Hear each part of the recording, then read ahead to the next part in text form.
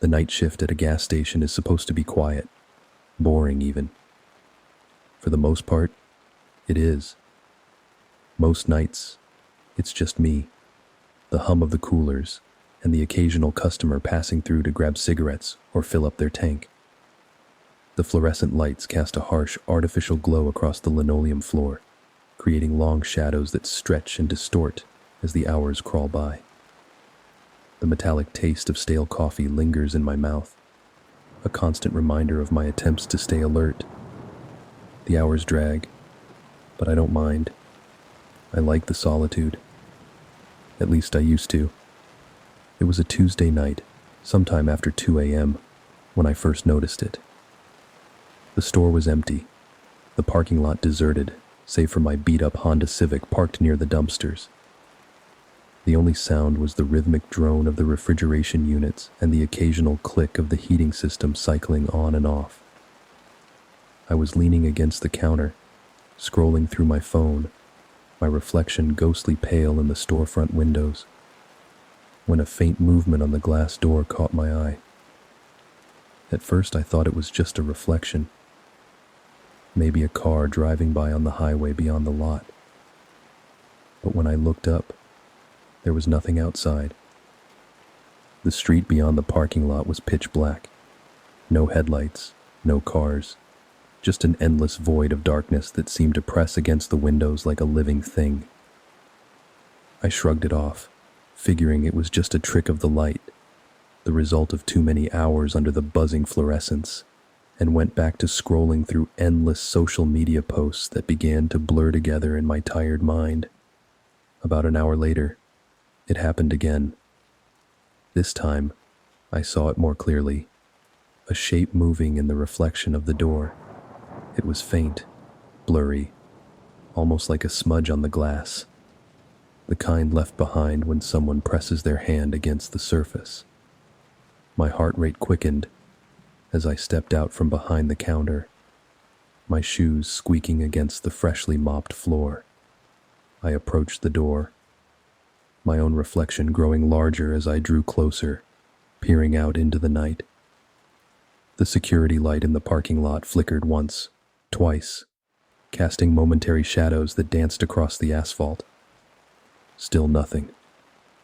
The parking lot was empty. The only sound was the faint hum of the fluorescent lights overhead, and my own shallow breathing reflected back at me from the glass. But the uneasy feeling stuck with me, gnawing at the edges of my mind like a hungry rat. I found myself glancing up more frequently, checking the reflections in every window, every glass surface in the store. The third time, I couldn't ignore it. It was around 4 a.m., just before the early morning rush of truckers and early shift workers would begin trickling in. The coffee pot gurgled as it brewed a fresh batch, the aroma of cheap Arabica beans filling the air. I was restocking the coffee station, arranging cream packets and stirrers with mechanical precision, when I saw it again, a shadow flitting across the glass, just out of the corner of my eye. I froze, my heart pounding so hard I could feel it in my throat, the plastic stirrers scattered across the counter forgotten. This time, I didn't just see it, I felt it. A presence, cold and heavy, pressing against the back of my neck like a frozen hand. The temperature around me seemed to drop several degrees, my breath visible in small, panicked puffs. I spun around, expecting to see someone standing behind me, but the store was empty. The aisles stretched out before me, perfectly organized, perfectly still. The only movement came from the slight tremor in my hands as I gripped the edge of the counter. My gaze flicked to the security cameras mounted above the counter, their red recording lights blinking steadily in the darkness. The monitors showed the same thing they always did: an empty store, an empty parking lot. No movement except for my own frightened face staring back at me from different angles. But something about the footage seemed wrong, distorted somehow, like the images were being viewed through warped glass. By the time the sun came up, painting the sky in shades of pink and orange that seemed impossibly bright after the long darkness. I'd convinced myself it was just my imagination. Too much caffeine, not enough sleep. The natural result of spending too many hours alone in a fluorescent-lit box. But the feeling stayed with me, a prickling sense of unease that lingered in my bones, even as the day shift rolled in to relieve me. "Everything okay?" Lisa, the morning clerk, asked as I handed her the keys. Her concerned expression told me I looked as rattled as I felt. The morning light streaming through the windows seemed to wash out her features, making her appear almost as ghostly as my own reflection had been during the night. "Yeah," I lied, avoiding her eyes. "Just a long night." I didn't mention the shadow, or the feeling that I wasn't alone. I didn't want her to think I was losing it. Didn't want to admit that something about the store had changed, had become something other than the boring, safe place it was supposed to be. The weight of the unspoken truth sat heavy in my stomach as I walked to my car, the morning sun doing little to warm the chill that had settled deep in my bones. The next night, it got worse. The shift started normally enough. The usual trickle of customers came and went, truckers filling their thermoses with coffee, teenagers buying energy drinks and snacks, the occasional drunk stumbling in for cigarettes. By midnight, the store was empty again, the night settling around me like a heavy blanket. I spent the next couple of hours wiping down counters, organizing shelves, and trying not to think about the night before. The routine tasks helped keep my mind occupied, but I couldn't shake the feeling of being watched. Around 2 a.m., the shadow returned. I saw it out of the corner of my eye as I was stacking cups at the coffee station, my movements mechanical and practiced. This time, it wasn't just a flicker. It lingered, a dark shape hovering just outside the door like smoke pressed against glass. My stomach twisted as I slowly turned to look, my fingers clenching around the stack of paper cups until they crumpled in my grip. The shadow didn't move. It was faint, almost translucent, but definitely there, tall and human-shaped, standing just beyond the glass. Its edges seemed to pulse slightly, like a heartbeat, distorting the light from the parking lot behind it. The longer I stared, the more solid it seemed to become, as if it were drawing substance from my attention. I stared at it, my breath catching in my throat, unable to look away. Then, as if sensing my gaze, it tilted its head, the movement slow and deliberate, like a curious animal studying its prey. A chill ran down my spine, spreading through my limbs until my entire body felt numb with cold. I stepped back, my hand fumbling for my phone, desperate to document what I was seeing. But when I glanced down to unlock it, my fingers trembling as they swiped across the screen, the shadow vanished. The sudden absence felt almost as threatening as its presence had been. I checked the security footage, desperate for proof that I wasn't imagining things, that I wasn't slowly losing my grip on reality. The camera system was old, the images grainy and washed out in the harsh lighting. Rewinding the tape, I watched as the shadow appeared on the camera, a faint blur against the glass door, darker than it should have been, moving in ways that seemed to defy physics. It stayed for a few seconds before disappearing, just as it had in real life, leaving behind a strange distortion in the video feed that made my eyes hurt to look at. My hands were shaking as I forwarded the footage to my email, needing someone else to see this, to confirm that I wasn't going crazy. But when I checked my inbox, the email wasn't there. The file was gone, as if it had never existed. When I went back to check the footage again, that section of the tape was corrupted, showing nothing but static. For the rest of the night, I stayed behind the counter, gripping a heavy flashlight like a weapon. The metal was cold against my palm, but it provided a small measure of comfort. The shadow didn't reappear, but the sense of being watched never left me. Every reflection seemed to hold a hint of movement. Every dark corner concealed potential threats. The hours crawled by with agonizing slowness. When the morning shift arrived, I didn't even wait to hand over the keys. I mumbled something about not feeling well and bolted for my car. The image of that shadow burned into my mind like an afterimage from staring at the sun.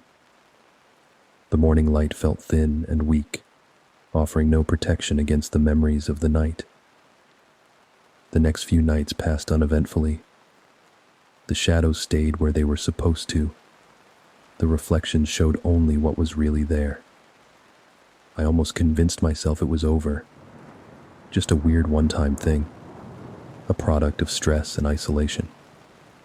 But then, a regular customer stopped by around 1 a.m., an older man named Joe who came in every night for coffee and a lottery ticket. His weathered face was familiar and comforting in its normalcy. "You doing okay, kid?" he asked as I rang him up, his eyes studying my face with concern. "You look like you've seen a ghost." I forced a laugh that sounded hollow even to my own ears. "Just tired." Joe chuckled, but his expression darkened as he glanced at the door, something knowing in his gaze. "This place gives me the creeps sometimes. Ever hear about the guy who went missing around here?" "What guy?" Joe leaned in, lowering his voice as if sharing a secret. The smell of coffee and cigarettes clung to his jacket. "Some kid who used to work the night shift a couple years back. Just up and disappeared one night. Police found his car out back, but no sign of him. Keys still in the ignition, phone on the counter. Everything just like he'd stepped out for a minute and never came back. Weird, huh?" I stared at him, my mouth dry, tongue sticking to the roof of my mouth. "When was this?" Joe shrugged, but there was tension in the gesture.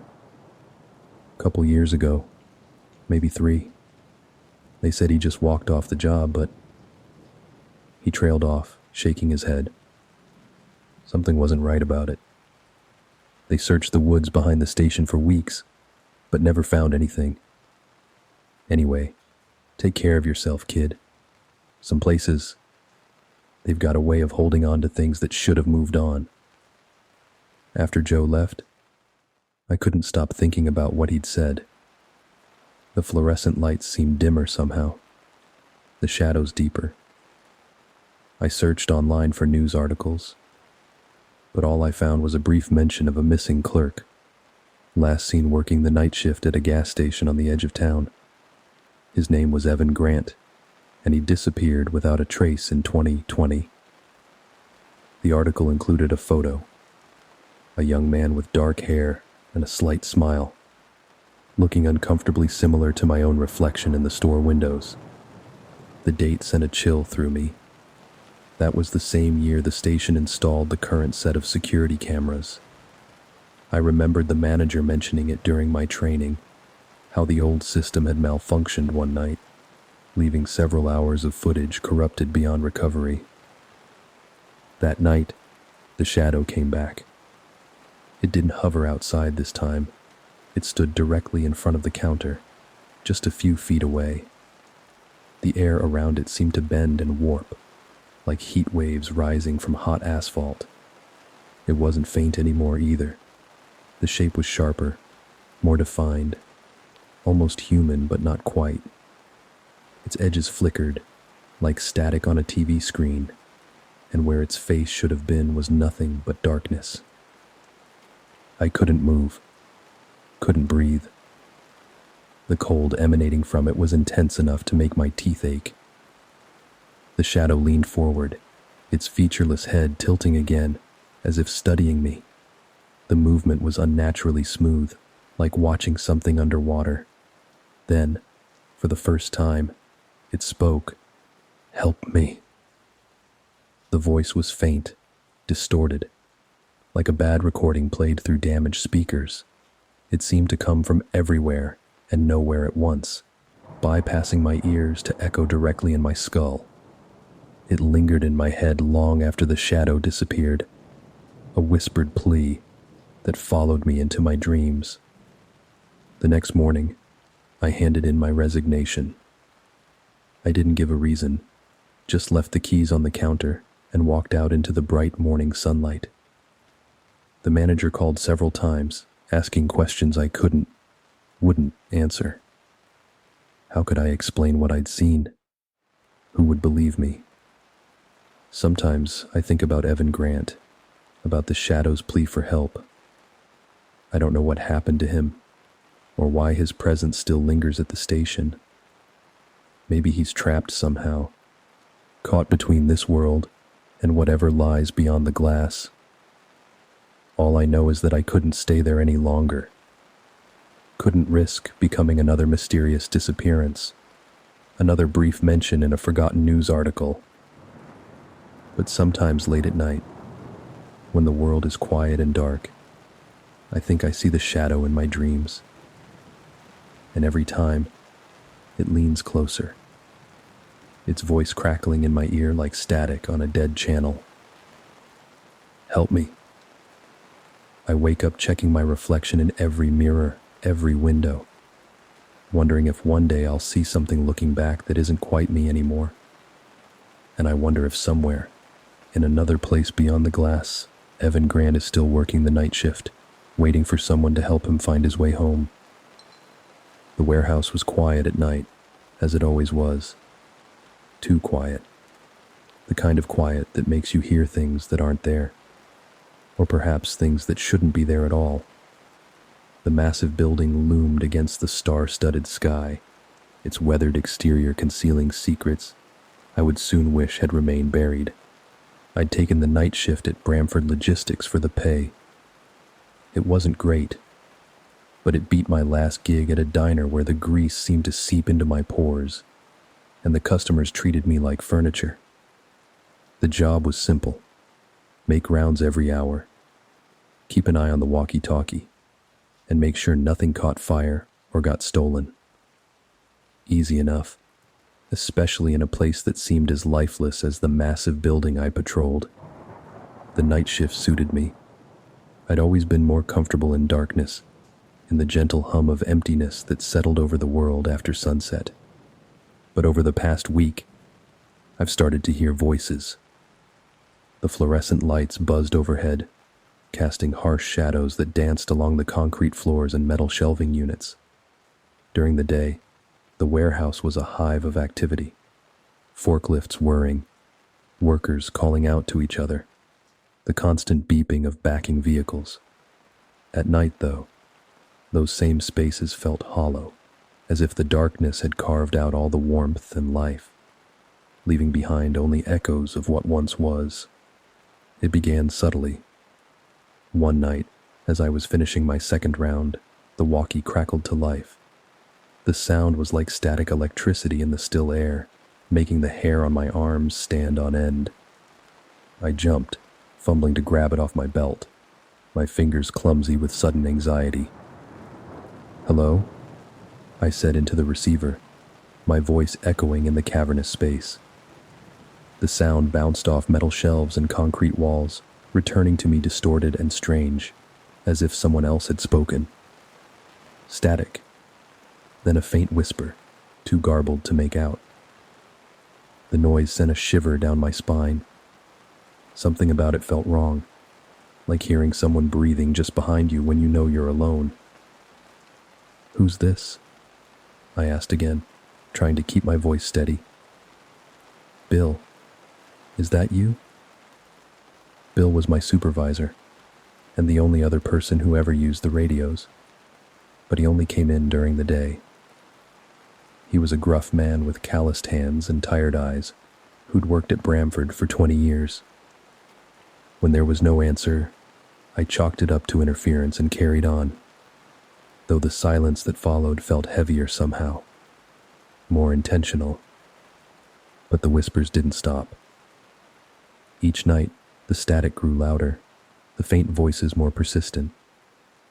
They seemed to follow me through the warehouse, trailing behind like shadows that disappeared whenever I turned to look. At first, they were unintelligible, like snippets of a conversation just out of earshot. But as the days passed, I began to pick out words. My name, for one, whispered in tones that made my skin crawl. Matt, the voice whispered one night, soft and drawn out, like someone testing the sound of it on their tongue. I froze mid-step, my boots squeaking against the polished concrete floor. I clutched the walkie as if squeezing it would stop the noise, my knuckles white against the black plastic. The voice was faint, distorted, and unfamiliar, but it sent chills down my spine. It sounded almost hungry. "Who's there?" I said, my voice trembling. The beam of my flashlight cut through the darkness, revealing nothing but endless rows of shelves disappearing into shadow.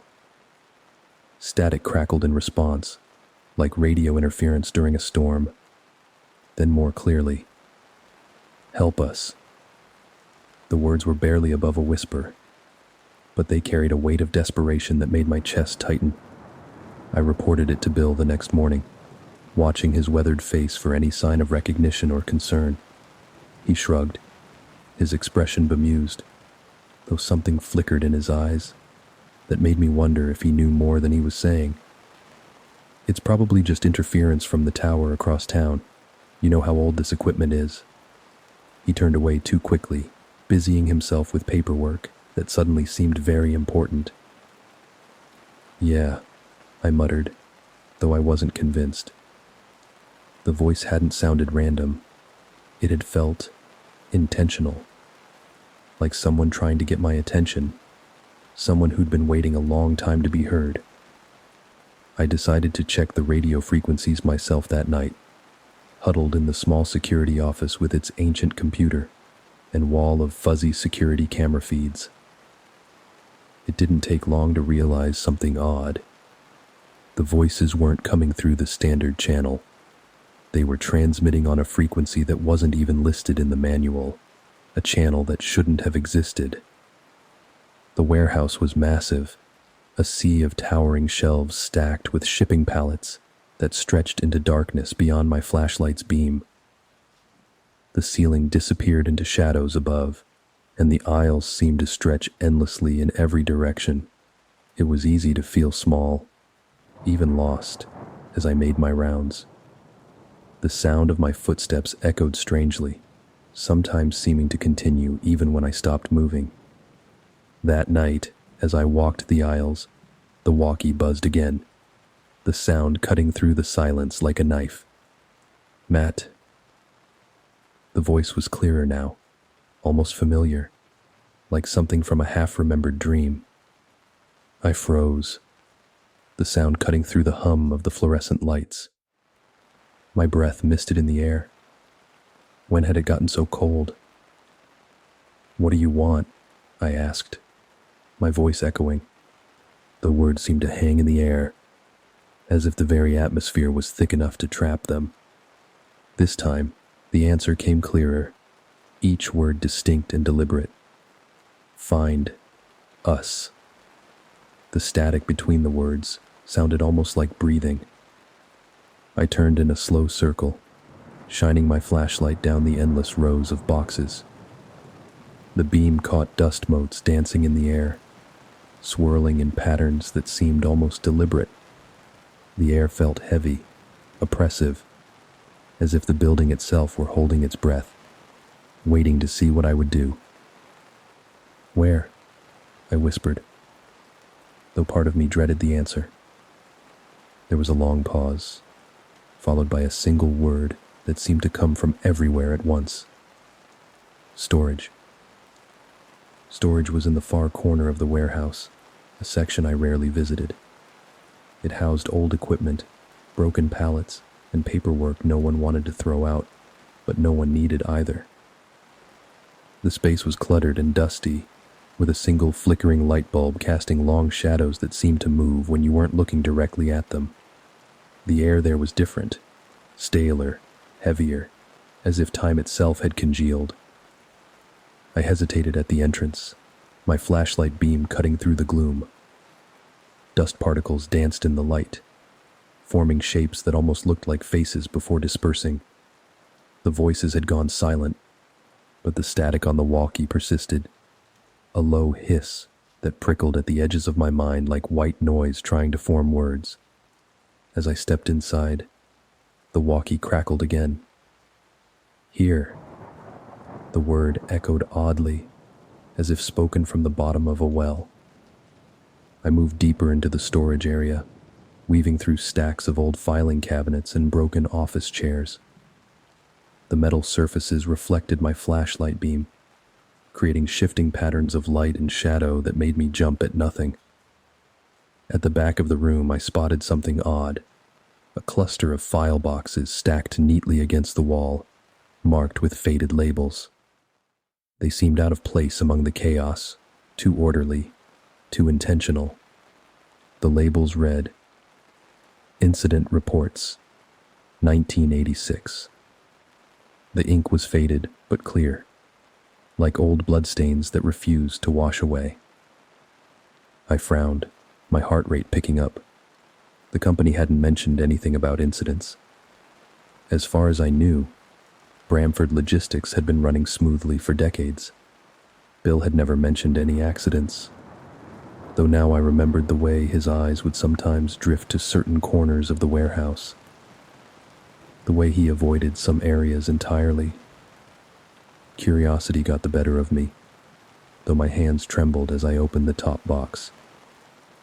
The cardboard was soft with age, crumbling slightly at the corners. I pulled out the first folder. The paper inside yellowed and brittle, but the words were clear enough to send a chill down my spine. The report detailed an accident involving a collapsed shelving unit. 3 employees had been killed, their bodies pinned beneath thousands of pounds of cargo. The descriptions were clinical, detached, but between the lines I could read the horror of it. The screams that must have echoed through these same halls, the desperate scratching of fingers against concrete. The report claimed it was an isolated incident, but as I sifted through the other folders, a different picture emerged, like a photograph slowly developing in darkroom chemicals. There were dozens of reports, each describing similar accidents, falls, equipment malfunctions, structural failures, all resulting in fatalities. The details blurred together: crushed bodies, severed limbs, suffocation under fallen cargo, and the names, they repeated. It wasn't just random workers. It was the same handful of names, listed over and over, like they'd been trapped in some cycle of misfortune, or something worse. The walkie buzzed again, louder this time, the static taking on an almost desperate quality. "Help us!" the voice pleaded, insistent. It sounded closer now, as if someone were standing just behind me, speaking directly into my ear. My heart pounded against my ribs as I turned back toward the entrance, the file still clutched in my hand. The paper felt warm, almost alive. The air felt colder now, dense with more than just dust, and the faint sound of shuffling footsteps echoed behind me. They weren't my footsteps. They were too numerous, too irregular, like multiple people trying to walk in sync but failing. "Who are you?" I asked, my voice shaking. The words seemed to die in the air, absorbed by the darkness. "What do you want?" The reply came quickly, a chorus of voices layered on top of one another, each one distinct yet somehow part of a whole. We never left. The words seemed to come from the walls themselves, from the very foundation of the building. I ran. The storage room felt endless, the shelves towering above me like looming giants, their shadows reaching out with dark fingers. Every shadow seemed to move, to reach for me as I passed, and the static on the walkie grew deafening. The noise wasn't just static anymore. It was voices, dozens of them, overlapping and interweaving in a desperate cacophony. As I reached the exit, a sudden gust of air hit me, slamming the door shut with a finality that made my stomach drop. The light flickered and went out, plunging me into darkness so complete it felt solid. I fumbled for the handle, but it wouldn't budge. The metal was ice cold against my palm, and something about its texture felt wrong, as if it were slightly soft, slightly alive. The walkie crackled again, the voices overlapping in a frantic cacophony that made my head spin. Find them. They lied. Don't leave us. Help us. Stay. Please. The voices grew louder, more insistent, a symphony of desperation that made my ears ring. I banged on the door, panic clawing at my chest like a living thing. Let me out.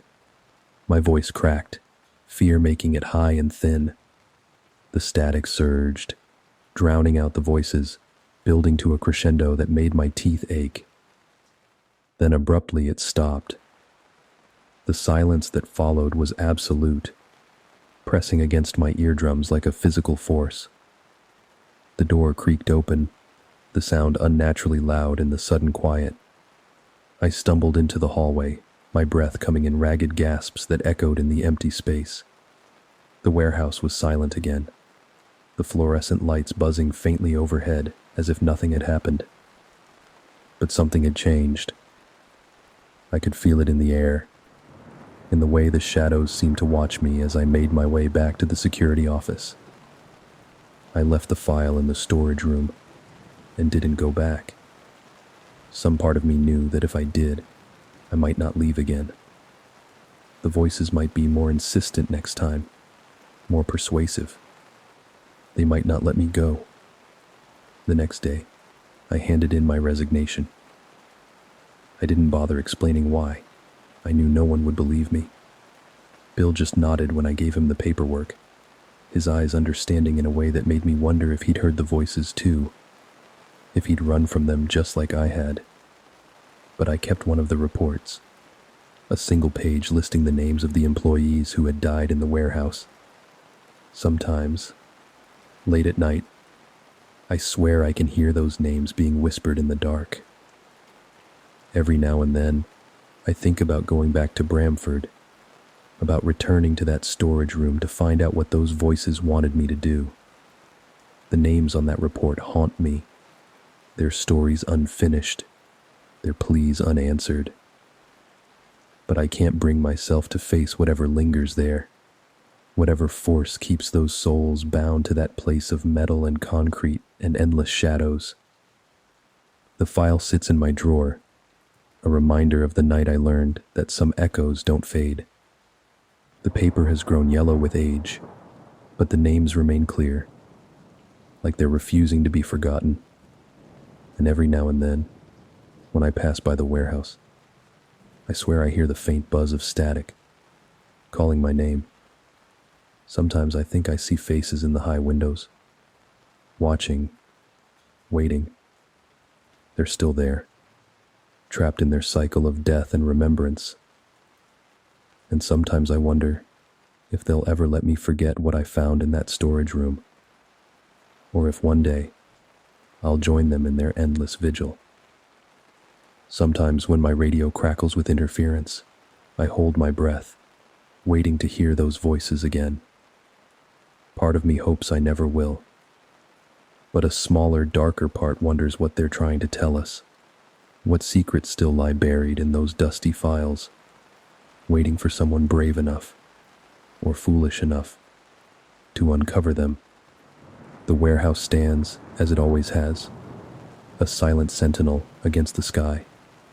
But now I know what breaks that silence in the dead of night, when the world is still, and the veil between what is and what was grows thin.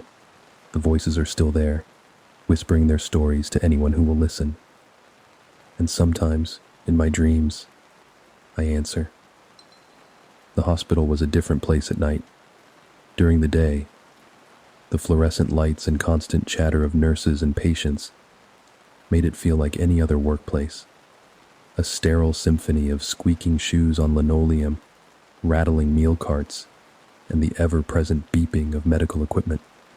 But once the sun set and the hallways emptied, it transformed into another world entirely, a quieter, darker realm where every sound seemed amplified and shadows crept along the walls like living things.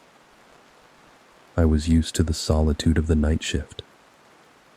As a nurse on the late schedule for the past 5 years, I had learned to find comfort in the hum of monitors and the rhythmic beeping of IV pumps. The quiet hours between midnight and dawn had become my sanctuary, a time when I could focus entirely on my patients without the chaos of daytime operations. But there was one part of St. Margaret's Hospital I avoided whenever possible: the old wing. The administrators had closed it down years ago after the flood, though they never spoke about what exactly happened down there. The building remained connected to the main hospital by a long hallway and a rarely used stairwell, its sealed rooms and empty corridors a constant reminder of whatever tragedy had occurred. I'd only been down there a handful of times, usually to retrieve misplaced equipment or store overflow supplies, when our regular storage rooms were full, and every time, I'd left with the same sense of unease, like something in those abandoned halls was watching, waiting. The night it happened started like any other. The autumn wind whistled through the cracks in the old windows, and the rain that had been falling all day had finally settled into a gentle drizzle.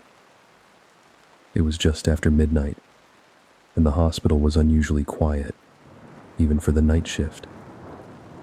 The usual ambient sound seemed muted, as if the building itself was holding its breath. I was checking on my patients in the geriatric ward, adjusting IVs and recording vital signs, when the call came over the intercom. Code yellow, 3rd floor. Missing patient. Code yellow meant someone had wandered off, likely confused or disoriented. It wasn't uncommon in a place like this, especially in the geriatric wing where many patients suffered from dementia or other cognitive impairments. I grabbed my flashlight, an old but reliable mag light I'd carried since my first day on the job, and headed toward the stairwell, the most likely escape route for a confused patient. The elevators required a key card after hours, but the stairwell doors remained unlocked for safety reasons. The stairwell was dimly lit, emergency lights casting sickly yellow pools every few steps. It was the kind of place that felt colder than the rest of the hospital, where the temperature seemed to drop with each descending floor. I moved slowly, my rubber-soled shoes squeaking against the concrete steps, the sound echoing in the silence like someone following close behind. "Mr. Carter?" I called out, my voice bouncing off the concrete walls and coming back distorted, almost like someone else's voice entirely. "Are you down here?" No answer came, just the hollow echo of my own words and the distant hum of the building's ancient heating system. As I reached the landing between the 2nd and 3rd floors, I noticed something odd. The air felt heavier, almost suffocating, and the faint smell of antiseptic hung in the air. Not the modern cleaning products we used upstairs, but something older, sharper, with an underlying sweetness that reminded me of decay. It was the smell of the old wing, the one they'd shut down after the flood, though no one ever talked about what had really happened down there. I shook off the thought and continued down, trying to focus on finding Mr. Carter. My flashlight flickered as I reached the bottom, the beam cutting through the darkness like a knife.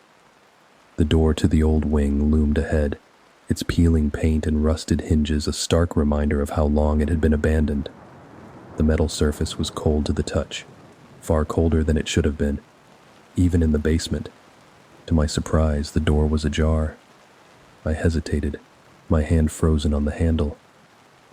No one should have been in there. Maintenance had sealed it off years ago after the incident, the one that the older nurses would only discuss in whispers during their breaks. But if Mr. Carter had somehow wandered in, confused and disoriented. I couldn't just leave him.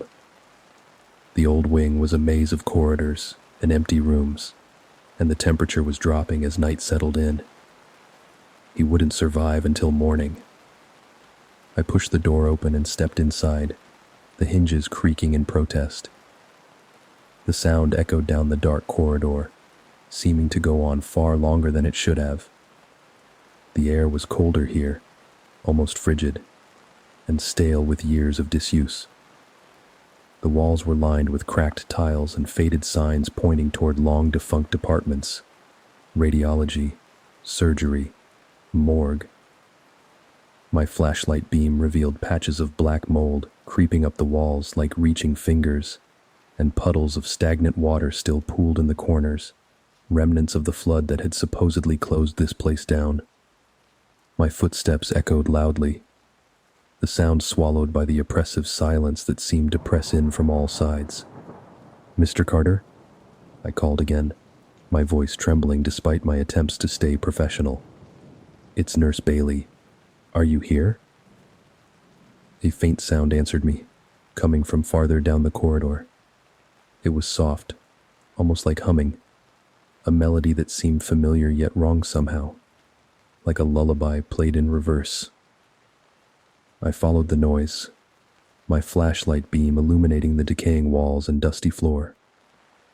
Water stains marked the ceiling in strange patterns that seemed to shift and move when viewed from the corner of my eye. The humming grew louder, more distinct, as I approached a door marked Stairwell B. The sign was half hidden behind a curtain of black mold, but I could still make out the faded letters. The door was slightly open, the humming drifting out from beyond it. My heart pounded against my ribs as I pushed it open, the metal surprisingly warm beneath my fingers. The stairwell beyond was nothing like the one I'd just left. The steps were narrow and worn, the concrete crumbling at the edges as if acid had eaten away at it. The railings were rusted, flaking away in patches that left red stains like dried blood on the walls. And the walls themselves, they were lined with graffiti that didn't look like anything I'd ever seen before. Symbols and patterns that seemed to twist and shift when I tried to focus on them, making my head spin and my eyes water. And the humming wasn't just humming anymore. It was a voice, soft and melodic, singing a tune I didn't recognize but felt I should know. It reminded me of something from my childhood, a half-remembered nightmare that had left me crying in the dark. I called out again, but the voice didn't respond. It seemed to move farther down, drawing me deeper into the stairwell like a fish on a hook. I hesitated, every instinct screaming at me to turn back, to run upstairs and call security. But if Mr. Carter was down there, confused and alone in this nightmare place, I couldn't just leave him. I started down the stairs, each step creaking under my weight, like bones breaking. The further I descended, the darker it became, until my flashlight was the only source of light. The walls seemed to close in, and the air grew thicker, making it harder to breathe. The smell of antiseptic was stronger here, mixed with something else. Something organic and wrong, like meat left too long in the sun. Finally, I reached the bottom. A heavy metal door stood in front of me, its surface streaked with rust in patterns that looked disturbingly like faces screaming in pain. The humming had stopped, leaving a silence so complete it felt like pressure against my eardrums. I pressed my ear to the door, straining to hear. For a moment, there was nothing. Then faintly, the sound of shuffling footsteps, like someone dragging something heavy across the floor. I pushed the door open, the hinges screaming in protest. The room beyond was massive, far larger than any basement or storage area I'd ever seen in the hospital. It stretched into darkness beyond the reach of my flashlight, the ceiling lost in shadows. The walls were lined with rows of empty gurneys, their metal frames corroded, and their mattresses stained with substances I didn't want to identify. Their wheels squeaked faintly, as if moved by an unseen hand, a discordant symphony that made my skin crawl. The air was icy, and the smell of antiseptic was overwhelming, burning my nose and making my eyes water. And in the center of the room, a figure stood. It wasn't Mr. Carter. I knew that immediately, even before it turned around. Mr. Carter was short and stooped, his movements slow and uncertain. This figure was tall and gaunt, its limbs too long and jointed in places they shouldn't be. It wore what looked like a hospital gown, the fabric torn and stained with patterns that shifted and moved like living things. Its head tilted slightly, as if listening, the movement too smooth and precise to be human. "Sir," I called out, my voice barely above a whisper, cracking with fear. "Are you—" The figure turned. Its face was pale and gaunt, stretched tight over impossible angles and sharp edges. But it was the eyes that made me stumble back, or rather the lack of them. Where eyes should have been were only hollow sockets, bottomless pits that seemed to pull the light from the room like black holes.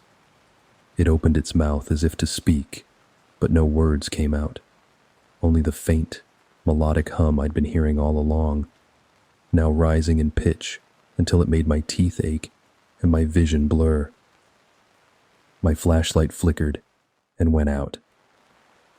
The room plunged into darkness, the hum growing louder until it filled my ears and made my head spin. I stumbled back, my hands groping blindly for the door. Behind me, the footsteps grew closer, deliberate and heavy, each one accompanied by the sound of something being dragged across the floor. "Leave," a voice whispered, barely audible over the humming. It was soft, but insistent, cutting through the noise like a razor. The words seemed to come from everywhere and nowhere at once, as if the room itself was speaking. "This is not your place." I didn't need to be told twice.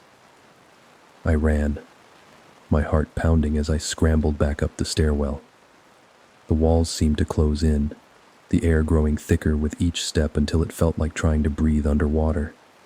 The symbols on the walls glowed faintly in the darkness, pulsing in time with the humming that still filled my head. By the time I reached the top, I was gasping for breath, my scrubs soaked with sweat, and my flashlight flickering weakly in my trembling hand. The door to the old wing was still open, but the humming had stopped, replaced by a silence that felt almost apologetic.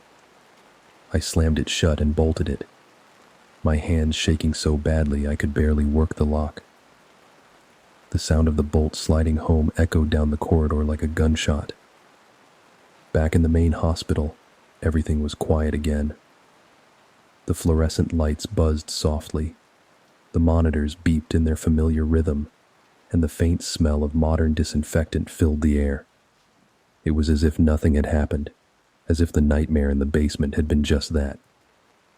A dream brought on by too many night shifts and too little sleep. But when I checked the patient roster, my stomach dropped. Mr. Carter hadn't gone missing at all. He was in his room, sound asleep and perfectly accounted for. The bed monitor showed he hadn't moved in hours. I reported the incident to my supervisor the next morning, but they brushed it off as stress or exhaustion, maybe even a practical joke played by one of the day shift nurses. No one believed me when I said the old wing wasn't empty, that something was down there in the darkness, singing its strange songs and waiting for visitors. But I haven't gone back to that stairwell since. I take the long way around now, even if it means walking an extra 10 minutes to reach my destination. And sometimes, late at night when the hospital is at its quietest, I swear I can hear the faint sound of humming drifting through the halls, a melody that sounds almost familiar, but never quite resolves into something I can recognize. And on those nights, I make sure to keep the door to stairwell B firmly locked, and I try not to think about what might be down there, waiting in the darkness, singing its endless song. The office building always felt different at night. By day, it buzzed with activity, phone calls, conversations, the clatter of keyboards echoing through its 16 floors of steel and glass. The constant hum of human presence masked something else, something that only revealed itself in the darkness. During working hours, you could almost forget the building's true nature, lose yourself in the mundane rhythm of corporate life. But once everyone left, the silence was suffocating, pressing against your ears like a physical weight. My job as the maintenance tech was straightforward: handle repairs, check the HVAC systems, and make sure the building didn't burn down. 3 years I'd worked the night shift, moving through empty corridors lit by the sickly glow of emergency lights, my footsteps echoing in spaces designed for hundreds.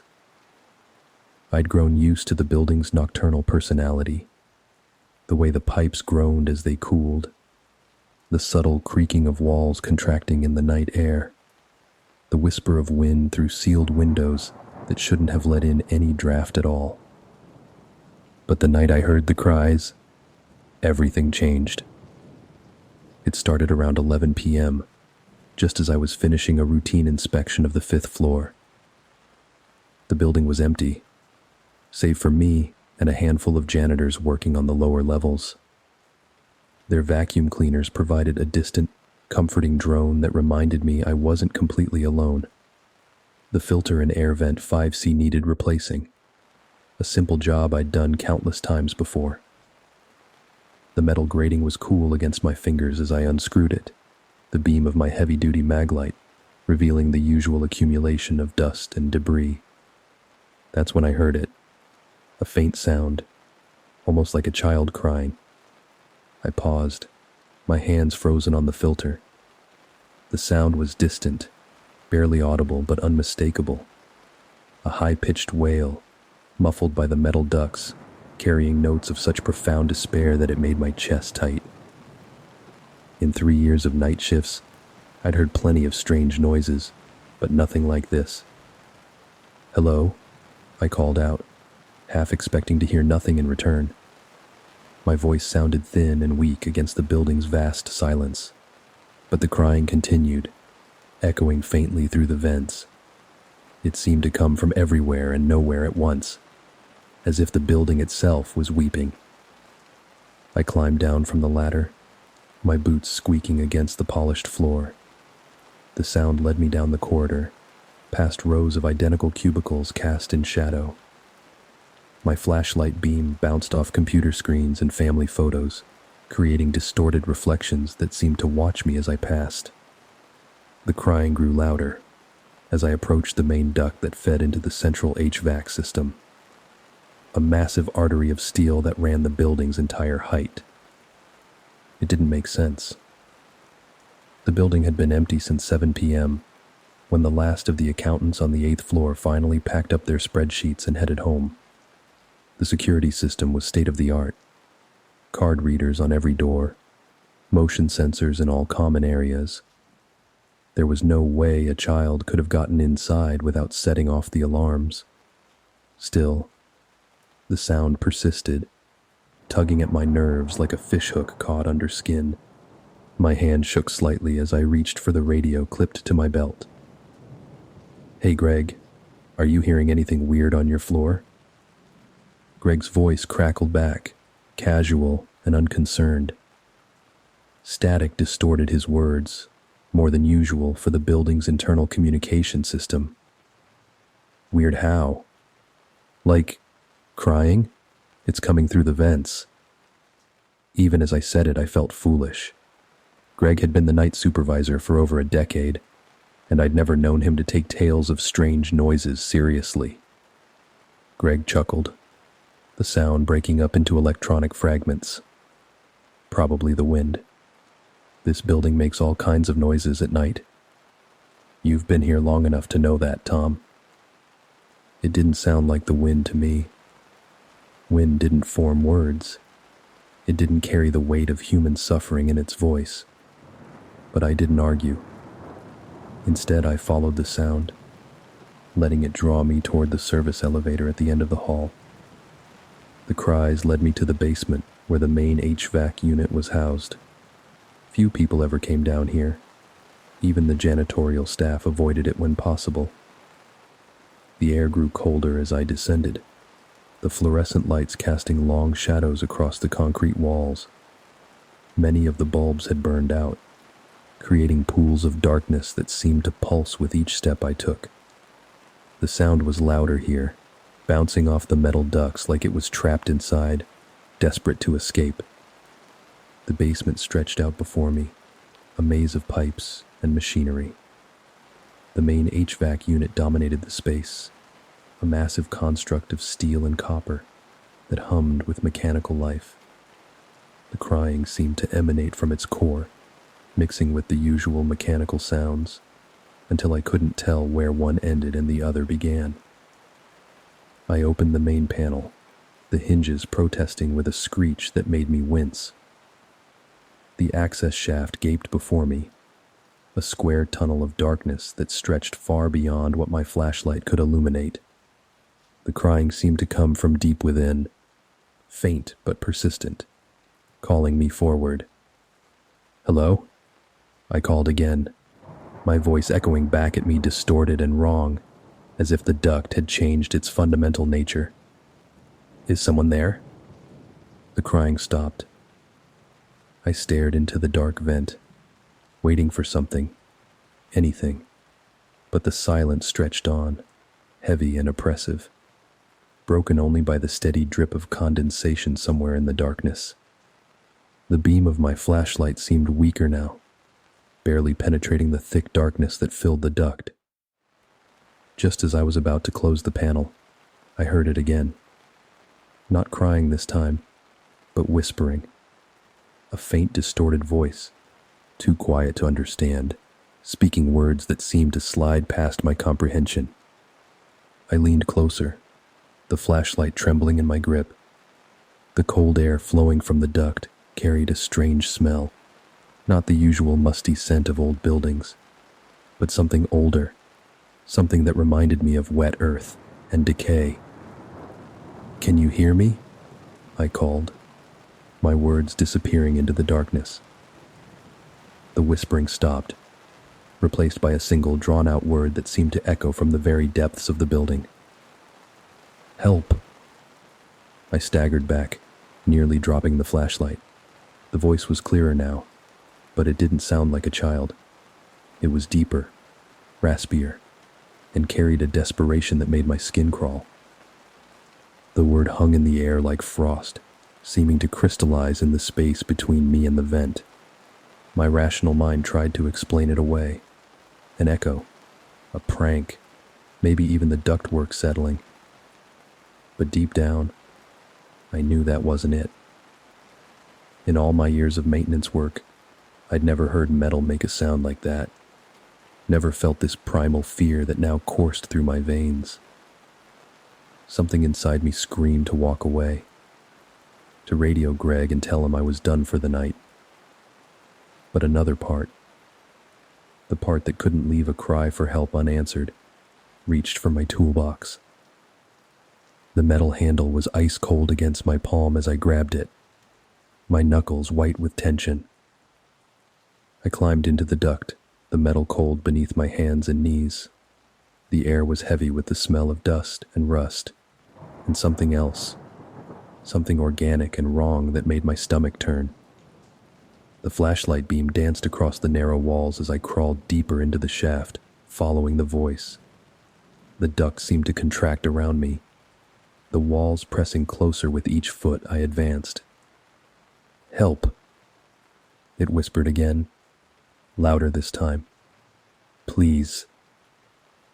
The voice seemed to come from everywhere at once, reverberating through the metal until I felt it in my bones. My breath came in short gasps, creating small clouds in the increasingly frigid air. The duct seemed to stretch on forever, the space growing tighter with each turn. My heart pounded as the voice grew louder, more insistent. I had to be close. And then, suddenly, the duct opened into a large, circular chamber. I froze, staring in disbelief. The chamber was massive, far larger than anything that should have been in the building's blueprints. The walls were covered in strange, jagged markings, like scratches or carvings that formed patterns that hurt my eyes to look at directly. They seemed to shift and change when viewed from the corner of my eye, forming symbols that felt ancient and wrong. In the center of the room, a faint light pulsed, with a sickly greenish glow, casting eerie shadows that danced and writhed across the space.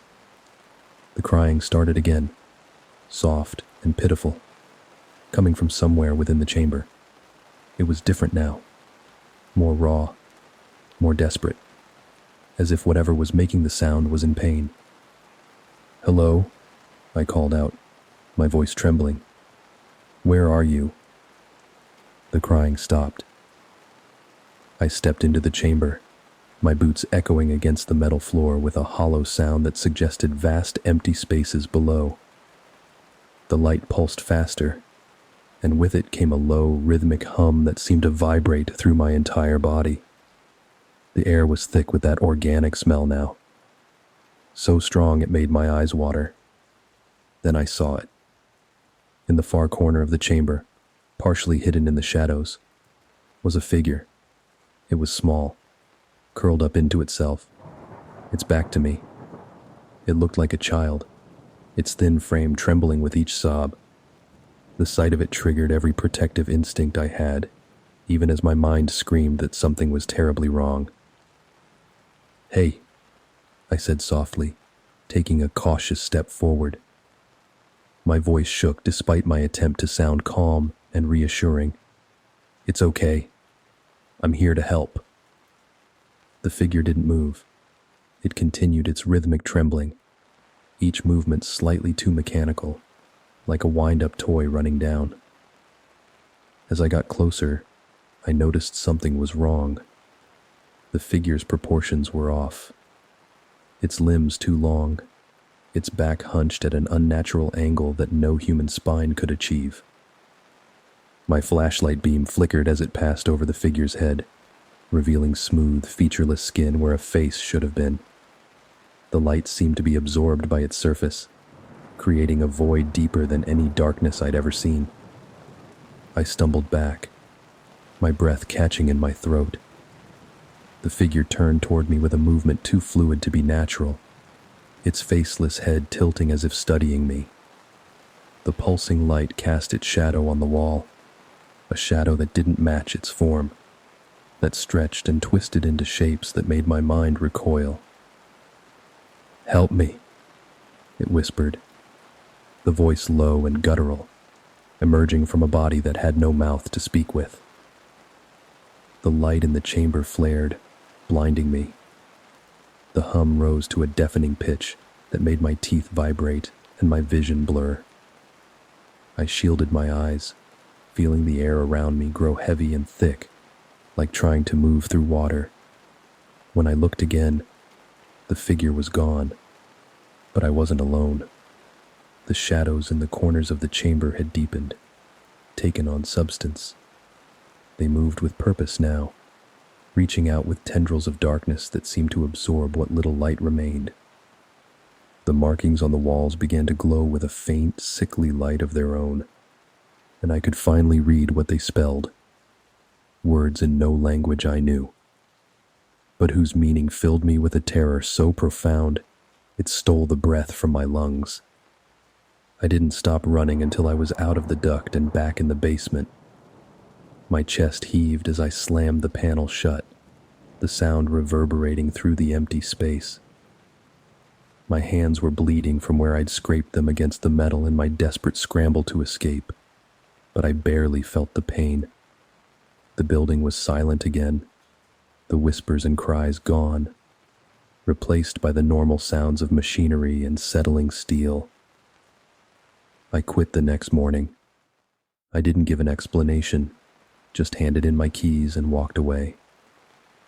Greg tried to stop me, asked what had happened, but how could I explain what I'd seen? How could I describe the wrongness of that chamber, the impossible geometry of that faceless figure, the meaning of those glowing symbols that still haunted my dreams? Sometimes, late at night, I still hear the cries. They drift through my dreams, faint and distant, always leading me back to that chamber. And every time, I wake with the same questions burning in my mind. What would have happened if I'd stayed? What was that thing in the vents? And was it really asking for help? Or was it trying to lure me into something far worse? But most terrifying of all, how many other buildings have spaces like that, hidden in their depths, waiting for someone to answer a cry in the night? I don't work maintenance anymore. I can't bear the thought of being alone in empty buildings after dark. But sometimes, when I pass by my old workplace, I look up at its windows, gleaming in the sunlight, and I swear I can see something moving in the shadows behind the glass, watching, waiting for someone else to hear its cry. The diner wasn't anything special, just a rundown 24-hour joint on the edge of town, where the highway curved through dense pine forests before disappearing into the mountains. It was the kind of place truckers stopped at to grab coffee and pie during long hauls, their massive rigs casting long shadows across the cracked asphalt parking lot. I'd been working the night shift there for 6 months, and by then, I thought I'd seen everything. Drunks stumbling in at 3 a.m. with glazed eyes, insomniacs nursing endless cups of bitter coffee, even the occasional late-night brawl that left coffee cups shattered and booth cushions stained. But nothing could have prepared me for the night I found the logbook. It started as a slow shift, as most of them were. The ancient neon sign outside flickered in the dark, casting an eerie red glow across the empty parking lot. The buzz of electricity from the failing transformer created an endless drone that seemed to seep into your bones after a few hours. Inside, the fluorescent lights hummed their own monotonous song, reflecting off the chrome fixtures and worn linoleum floor. I was wiping down the counter, watching the greasy rag leave swirling patterns on the surface, when the manager, Dale, called me into the back. "Hey, can you grab some more napkins from the supply closet?" he asked, chewing on the stub of a pen that had seen better days. His weathered face looked even more tired than usual under the harsh kitchen lights. "We're running low out front." I nodded and headed toward the storage room, a cramped little space that always smelled faintly of mildew and industrial cleaner. The shelves were lined with paper products and cleaning supplies, their labels faded from years of fluorescent exposure. As I reached for a pack of napkins, my hand brushed against something hard, a leather-bound book shoved between 2 boxes of generic brand paper towels. The leather was cracked with age, its spine held together by what looked like electrical tape. Curious, I pulled it out and flipped it open. The spine creaked in protest, releasing a musty smell that made me wrinkle my nose. It was an old employee logbook, the kind the diner must have used years ago to track shifts and schedules. The pages were yellowed and brittle, threatening to crumble at the edges, but the handwriting was still legible, though faded to a soft brown. I froze when I saw the name written on one of the first pages. David Larson. David Larson was my name. The sight of it there, written in careful cursive on that aged paper, sent a chill down my spine that had nothing to do with the draft from the ancient air conditioning system. At first I tried to rationalize it as just a coincidence. Larson wasn't an uncommon last name, especially in this part of the country, and David was about as generic as they came. But as I skimmed through the entries, my stomach twisted into increasingly tight knots. The handwriting on the early pages looked eerily similar to mine. Not just similar, but identical. The loops, the slants, the way the Y's curved below the line. It was like I'd written them myself, and the dates didn't make sense. According to the log, David Larson had worked here in 1983. Long before I was even born, the sound of dishes clattering in the kitchen made me jump. I shoved the book back onto the shelf and grabbed the napkins, trying to shake the unease crawling up my spine like a colony of cold-footed spiders. It was just a weird coincidence. That's all it had to be. The alternative was impossible. But deep down, I couldn't stop thinking about it. The rest of the night passed in a blur of coffee refills and half-eaten plates of eggs, but the logbook lingered in my mind like a shadow you caught in your peripheral vision. By the time my shift ended at 7 a.m., I couldn't resist going back to the supply room to grab it. The morning light was just beginning to creep through the windows, making the diner look somehow more tired, more worn. I stuffed the book in my bag and took it home, promising myself I'd dig into it later. That evening, after a fitful attempt at sleep filled with strange dreams I couldn't quite remember, I finally opened it again. The entries were detailed, listing shifts, tasks, and little notes about the diner's day-to-day operations. The handwriting changed over time as different managers took over, but the references to David Larson remained consistent. He'd worked there for nearly a year before suddenly vanishing. No notice, no explanation. Just gone, like a cigarette smoke ring dissipating into the air. I flipped to the last entry with his name, my heart pounding so hard I could feel it in my fingertips. It was dated October 10th, 1983, and it was strange. The handwriting was different here, hurried, almost frantic, the ink blotched in places as if the writer's hand had been shaking. David left early tonight, said he wasn't feeling well. Strange guy, always seemed like he was looking over his shoulder. Started getting worse these last few weeks. Didn't say goodbye, just walked out the door. Haven't seen him since. Me. Something about the entry unsettled me deeply, the way it described him. Nervous, jumpy. It felt personal, like it wasn't just a coincidence anymore. The description rang true in a way that made my skin crawl. I'd caught myself doing the same thing lately, glancing behind me during quiet moments in the diner, certain I'd seen movement in the corners of my eyes. I decided to dig deeper, hoping to find something that would dissolve this growing knot of dread in my stomach. A quick online search turned up a few old newspaper archives, and after an hour of sifting through results, I found it. The headline seemed to leap off the screen. Local diner employee reported missing. October 15th, 1983. David Larson, 27, was last seen leaving the Red Line Diner on October 10th. Co-workers described him as quiet and reserved, though his behavior had reportedly become erratic in the weeks leading up to his disappearance. Authorities are investigating, but no leads have been reported at this time. The photo accompanying the article stopped me cold, my blood turning to ice water in my veins. It looked just like me. I slammed my laptop shut with enough force to make my coffee cup rattle, my pulse racing like a trapped animal. It wasn't possible. It couldn't be me.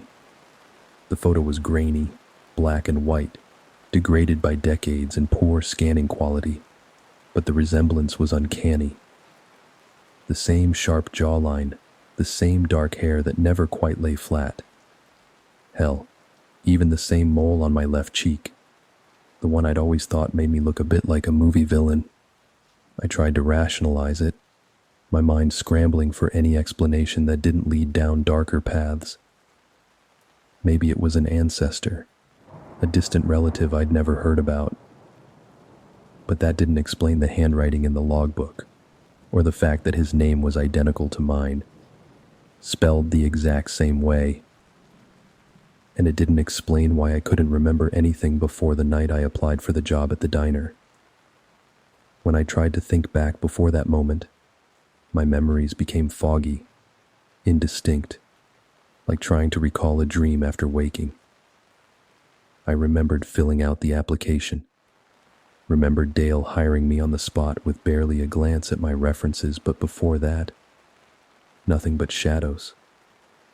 The next night, I went back to work, feeling like I was moving through a fog. Everything about the diner seemed different, off somehow, like a familiar room where all the furniture had been shifted an inch to the left. The hum of the fluorescent lights was louder, more insistent, drilling into my skull. The smell of grease was stronger, almost rancid. Even the clock on the wall seemed to tick slower, its hands dragging through the hours like they were moving through molasses. At around 3 a.m., when the diner was empty save for a truck driver dozing in booth 6, I decided to check the supply room again. I don't know what I was looking for. Answers, maybe, or some kind of reassurance that I wasn't losing my mind. As I rummaged through the shelves, my flashlight beam dancing across dusty boxes and forgotten supplies, I noticed something I hadn't seen before. A faded Polaroid photo, tucked between 2 boxes of sugar packets, its edges warped with age. The photo was old, the colors faded to sepia tones, the edges yellowed and curling like autumn leaves. It showed a man standing behind the diner's counter, wearing a uniform that matched mine exactly. His name tag was just legible in the dim light. David. He was smiling at the camera, but the smile didn't reach his eyes. Those eyes, they were mine, staring back at me across 4 decades. The Polaroid slipped from my trembling fingers, fluttering to the floor like a dead leaf. I stumbled back, my chest tightening as if iron bands were constricting around my ribs. How could this be happening? How could I be in a photo from decades before I was born? The questions spun in my mind like the hands of a broken clock. A soft noise pulled me from my thoughts. It was faint, coming from the far corner of the room, a low rhythmic tapping, like fingernails drumming on wood. Tap, tap, tap. I turned, my flashlight beam trembling like a drunk trying to walk a straight line. At first, I didn't see anything in the cramped space. Then, slowly, I noticed a shadow, tall and thin, standing just behind the door. It seemed darker than the surrounding darkness, as if it were made of something that absorbed light, rather than merely blocking it. "Hello?" I called out, my voice shaking like autumn leaves in a storm. The tapping stopped. I stepped closer, the flashlight's beam bouncing across the walls like a pinball. The shadow didn't move. It didn't even seem to belong to anything. There was no figure, no source. Just a dark, human-shaped void etched against the wall, as if someone had cut a hole in reality itself. Then, it spoke. "You shouldn't be here." The voice was soft but cold, like wind whistling through a graveyard. I dropped the flashlight, the beam spinning wildly as it hit the floor, creating a strobe effect that made the shadow seem to dance and writhe. It seemed to grow, its edges shifting and curling, like smoke from an extinguished candle. "Who are you?" I managed to choke out, though my throat felt like it was filled with sand. The shadow tilted its head, as if considering my question. The movement was wrong somehow, too fluid, like watching a film played in reverse. Then it whispered, "You." I don't remember running, but somehow I ended up outside, the cold night air biting at my face like hungry teeth. My breath came in ragged gasps as I leaned against my car, my hands trembling so badly I dropped my keys twice before managing to unlock the door. I couldn't go back inside. I couldn't face whatever was in there, whatever I was in there. The next morning I called Dale and quit. I didn't give him a reason, and he didn't ask. Maybe he knew. Maybe they all knew every manager who'd ever hired David Larson at that diner. I didn't tell him about the logbook, or the photo, or the shadow in the supply room. I haven't been back to the diner since. But sometimes, late at night, when the world is quiet and dark, I think about that Polaroid, about the man in the uniform with my name on his tag. I think about the shadow, about its voice, my voice, and the way it seemed to know me. And I wonder if I'll ever really leave, or if maybe, just maybe, I never actually arrived. In the drawer of my bedside table, there's a leather-bound book with yellowed pages. Sometimes, late at night, I swear I can hear it calling to me, whispering in a voice that's mine, but not mine. And sometimes, when I catch my reflection in the mirror, I see him there, the other David, the first David, standing behind me, watching with eyes that know too much, and I wonder which of us is really the shadow. I took the job as a night security guard at the city museum because I thought it would be easy money. Walk the halls, make sure no one broke in, and try not to fall asleep before the morning shift arrived. The museum's imposing Victorian architecture had always fascinated me from the outside. All elaborate stonework and towering windows that seemed to watch passers-by like lidless eyes. Inside, the place was huge, a maze of marble staircases and shadowy corners that stretched across 4 floors. But despite its age and grandeur, it never really felt creepy. Not until the lockdown. The first few weeks had settled into an easy routine. I'd make my rounds through the silent galleries, flashlight beams sweeping across glass cases filled with artifacts from distant times and places.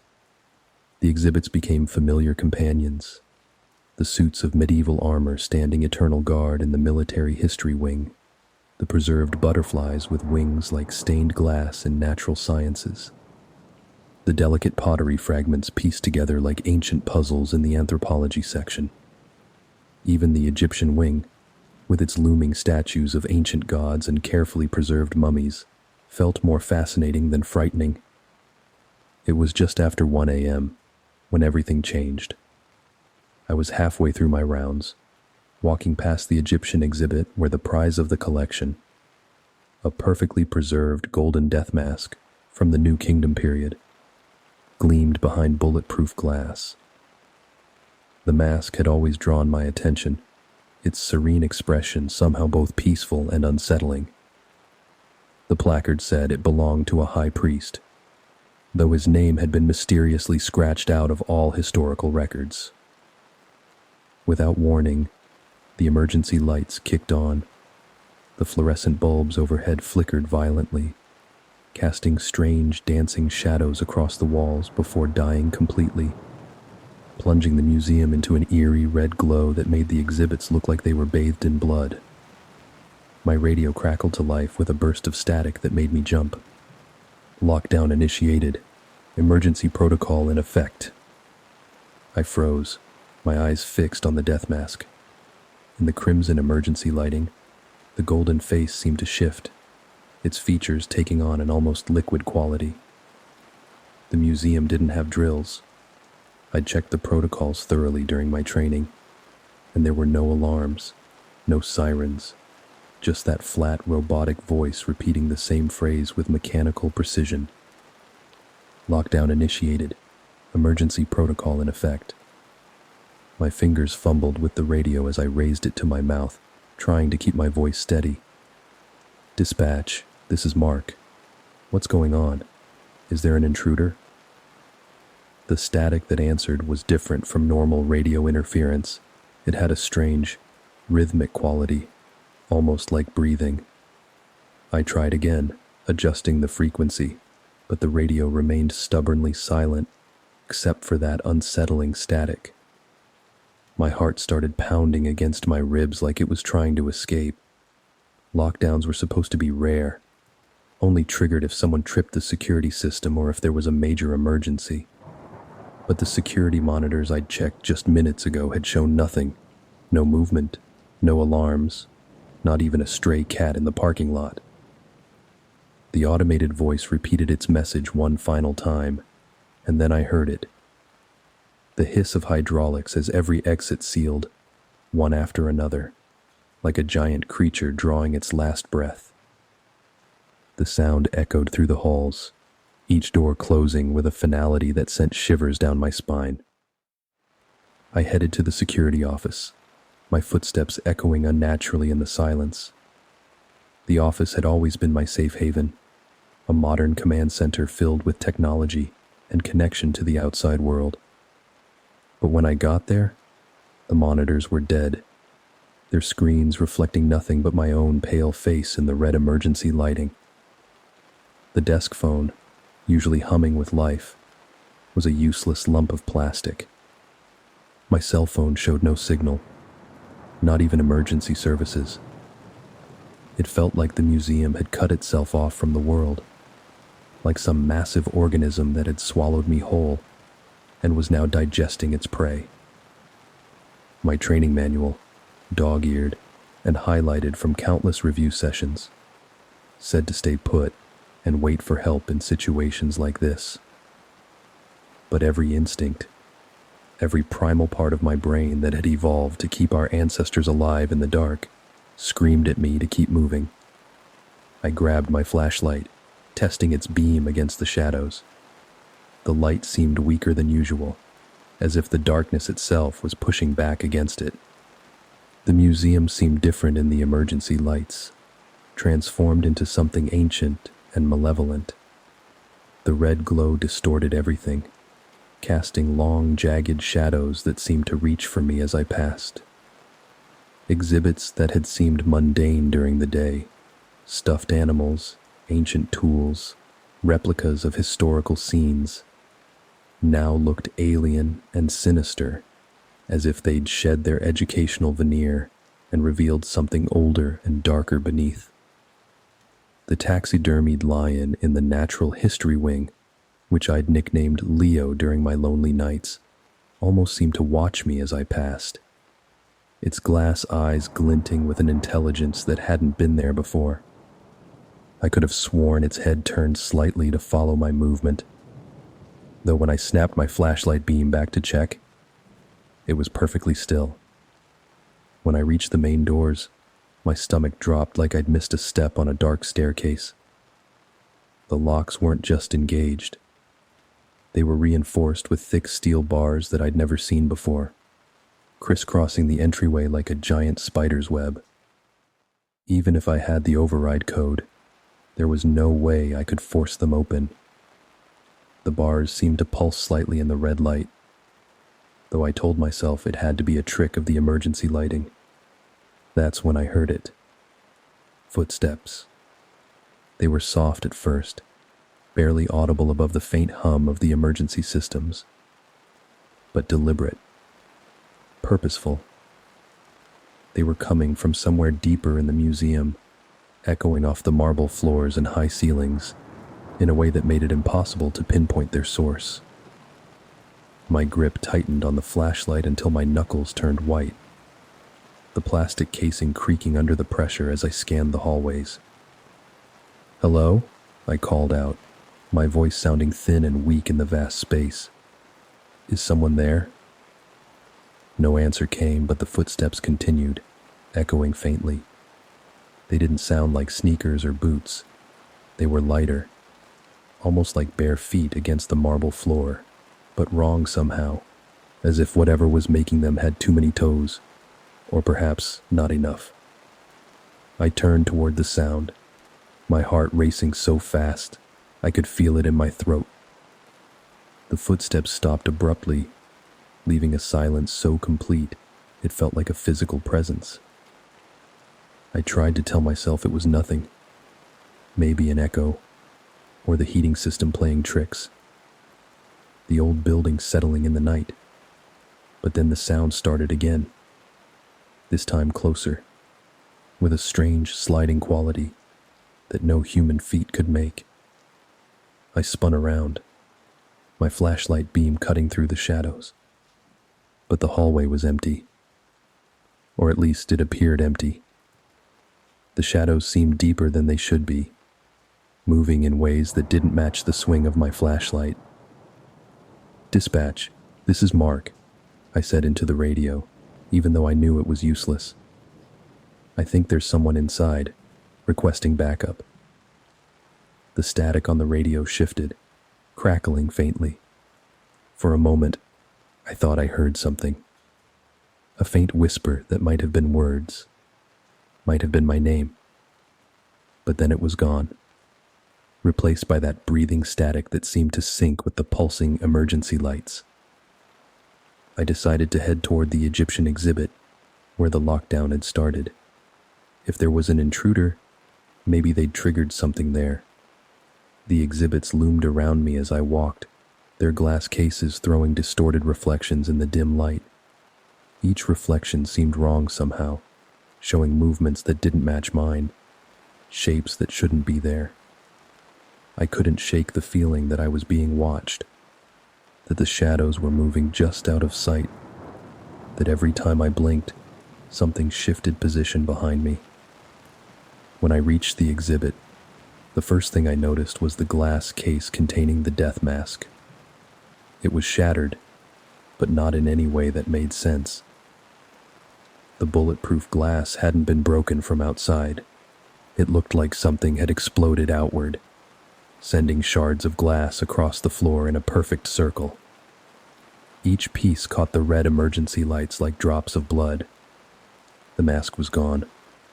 A chill ran down my spine as I scanned the room, my flashlight beam jerking from case to case.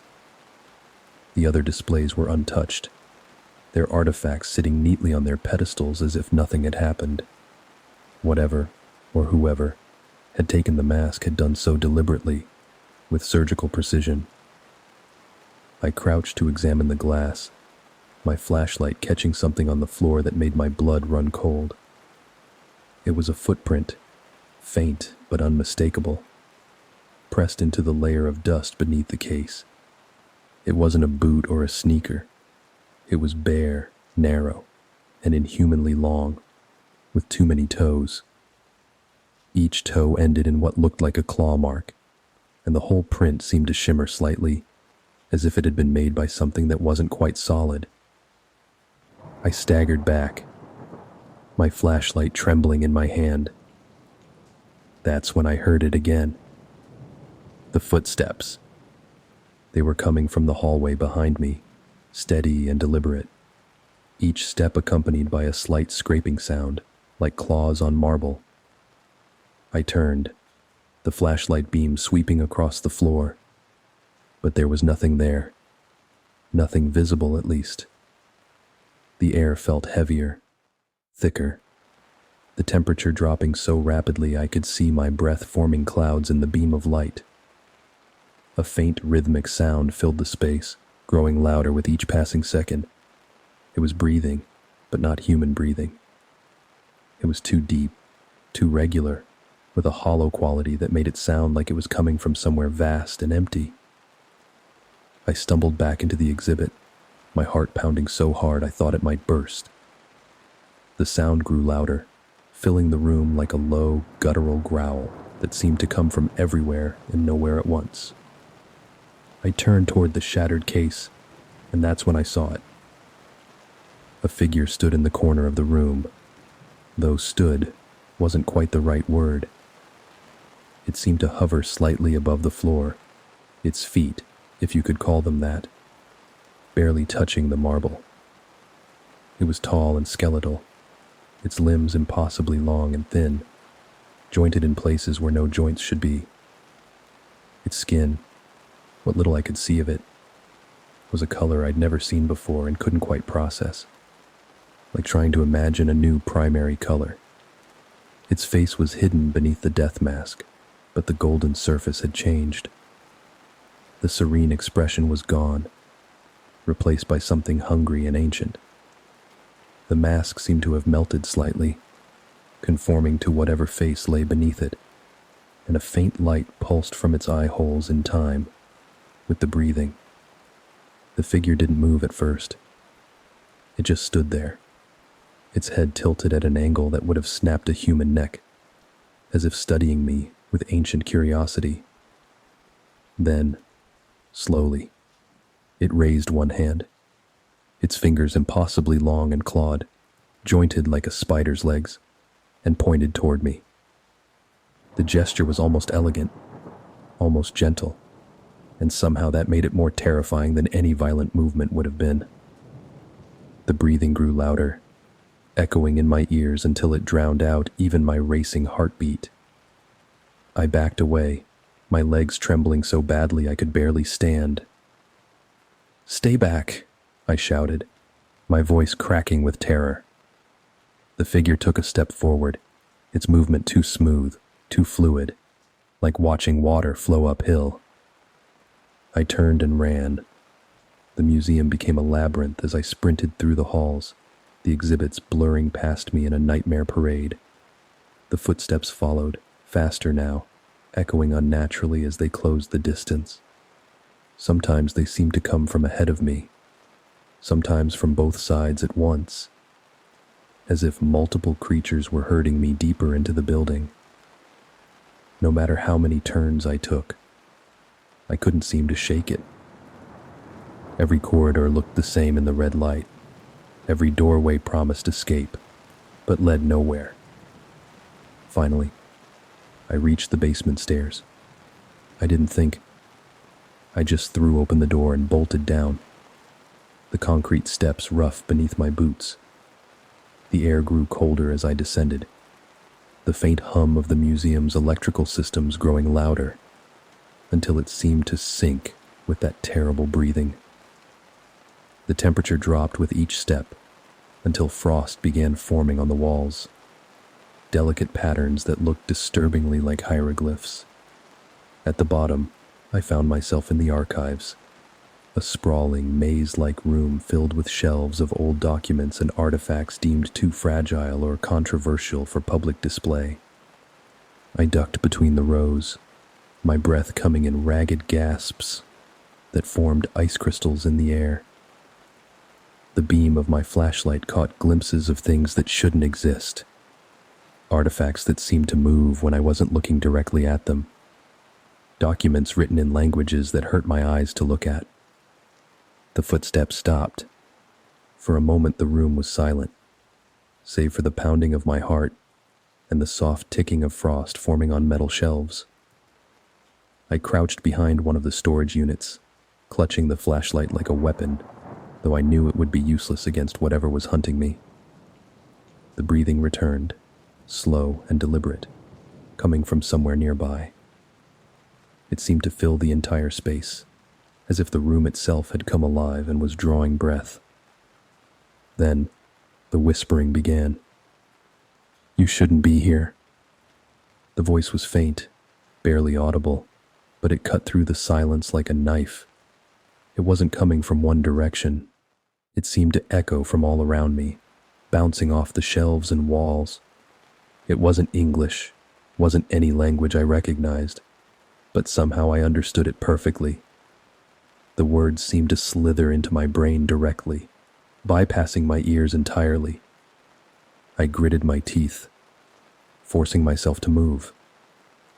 I needed to find an exit, to get out of the basement and call for help.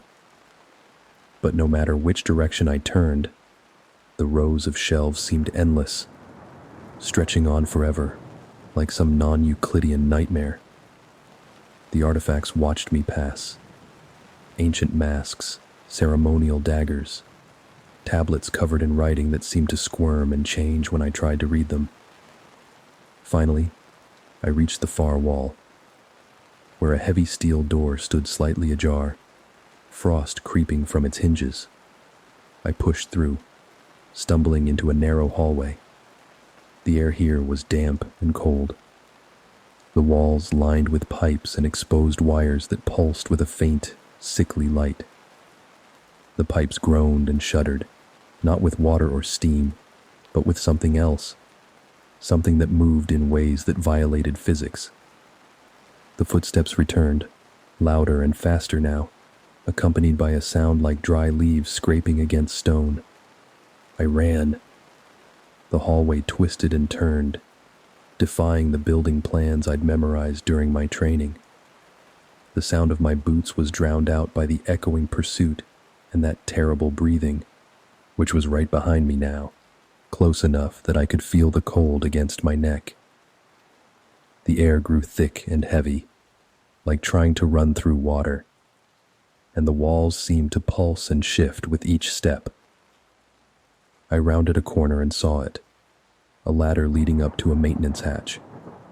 I scrambled up, my hands slipping on the frosted rungs, and shoved the hatch open with strength born of desperation. Something grabbed at my ankle, something cold and wrong, with too many fingers, but I kicked free and pulled myself up. I emerged in the main lobby, the red emergency lights still flickering, though they seemed dimmer now, as if they were running out of power. The museum was silent again, the footsteps and whispers gone, but the air still felt wrong, charged with potential like the moment before a lightning strike. I didn't wait to find out if they would return. I ran to the main doors and found them unlocked, the steel bars retracted as if they'd never been there at all. Outside, the first hints of dawn were breaking over the city, the sky lightening from black to deep purple. The air felt clean and normal, and for a moment, I thought it had all been some terrible dream. I quit that morning. I didn't bother explaining why. There was no way to make anyone believe me. The day shift found nothing out of place. No broken glass, no footprints, no frost in the basement. The security cameras showed only static for the entire night, and the death mask sat in its case as it always had, perfect and undisturbed. But I can't stop thinking about the figure in the mask, about the whispers and footsteps that still haunt my dreams. Sometimes, late at night, I wake up to the sound of breathing, soft and deliberate, and feel a cold presence watching me from the corners of my room. And every time I wonder if I really escaped, or if whatever dwells in that museum simply let me go, knowing that a part of me would always belong to it now, trapped forever in that labyrinth of shadows and ancient things that were never meant to wake.